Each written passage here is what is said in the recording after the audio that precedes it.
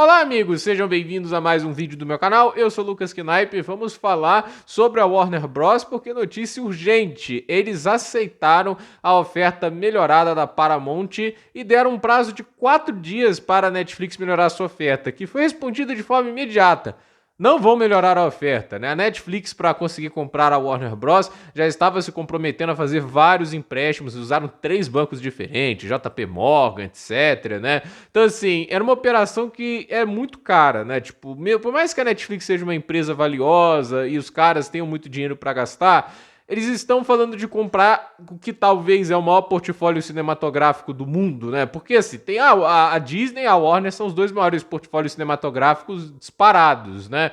A Warner Bros. Ela comprou muitos estúdios, muitas propriedades intelectuais importantes, como é o caso da New Line, a New Line que faz O Senhor dos Anéis, né? Eles compraram também, tipo, indústrias como a Hanna-Barbera, então animações como Tom e Jerry pertencem à Warner, Scooby-Doo, se não me engano, o Popeye também pertence, né? E tem várias outras coisas. A Warner Bros. Tem a DC Comics, tem também o Harry Potter, tem várias franquias, muitos dos filmes mais bem avaliados da história. Então, assim, é um portfólio absurdamente grande, né?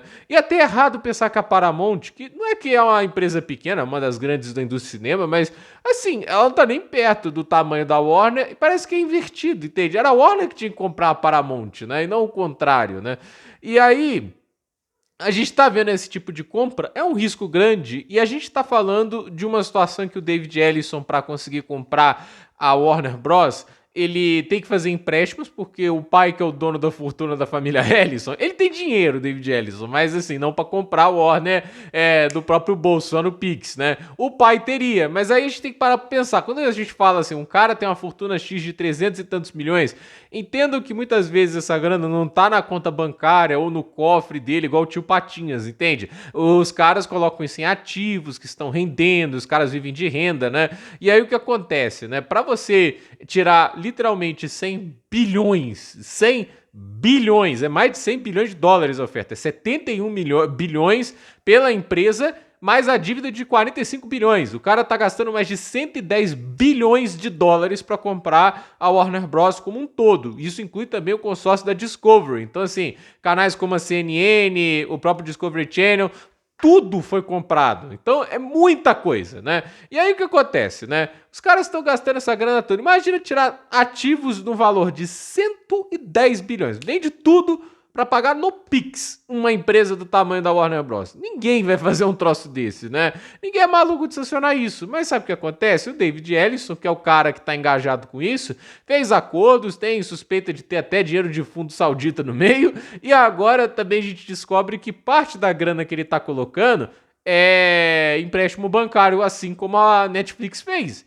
E aí, assim, soma-se a dívida da Warner Bros., 45 bilhões, mais os 12 bilhões de dívida que a Paramount tem. Não se esqueçam, a Paramount também é muito endividada. As empresas cinematográficas, em geral, têm dívidas grandes, né? E aí a gente tem a dívida bancária que vem agora. Estamos falando de uma dívida que pode passar de 100 bilhões de dólares.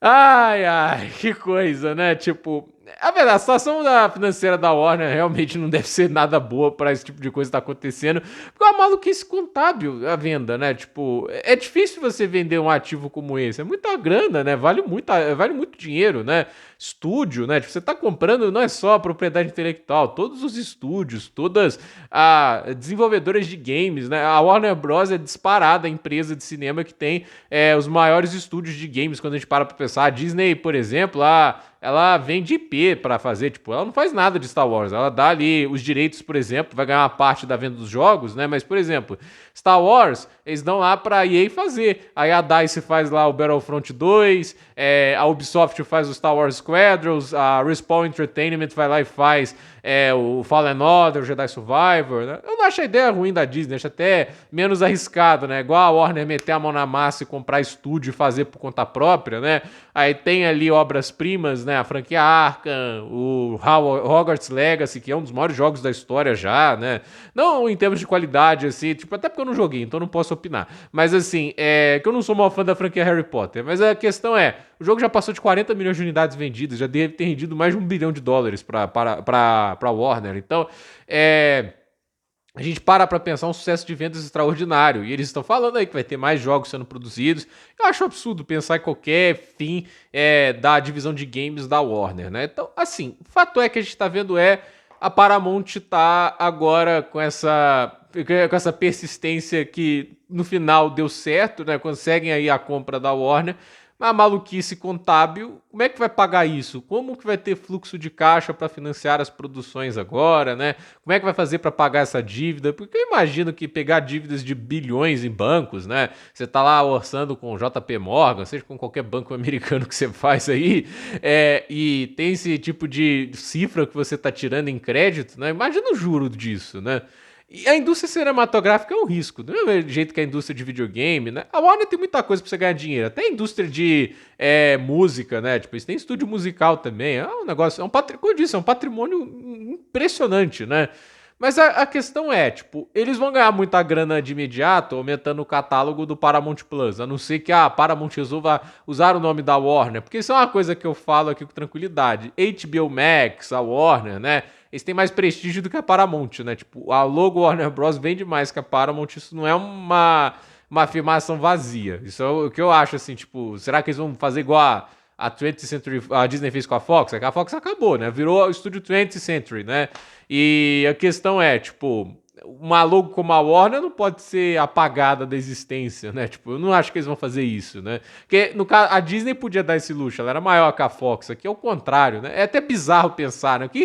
O que vira, o que vai sair dessa compra, né? Que assim, eu não acho que nenhuma das duas empresas vão ter algum tipo de vantagem apagando o nome Warner Bros, né? Tipo, é um nome muito forte para você chegar lá e tentar apagar, né? Como eu disse, a logo, a história da Warner Bros no cinema, ela é muito maior do que a da Paramount, obviamente da Netflix, que, assim, é um catálogo de streaming que, assim, virou essa febre toda por simplesmente reproduzir a propriedade intelectual dos outros. Quando fez, óbvio, fez as próprias séries, fez também seus próprios filmes, mas, assim, a gente sabe que não se compara, né? Então, eu acho que tem muitas dúvidas que vai sair disso, né? Tipo, mas o fato é que o David Ellison merece o prêmio de persistência, né? Porque o cara tinha um sonho, né?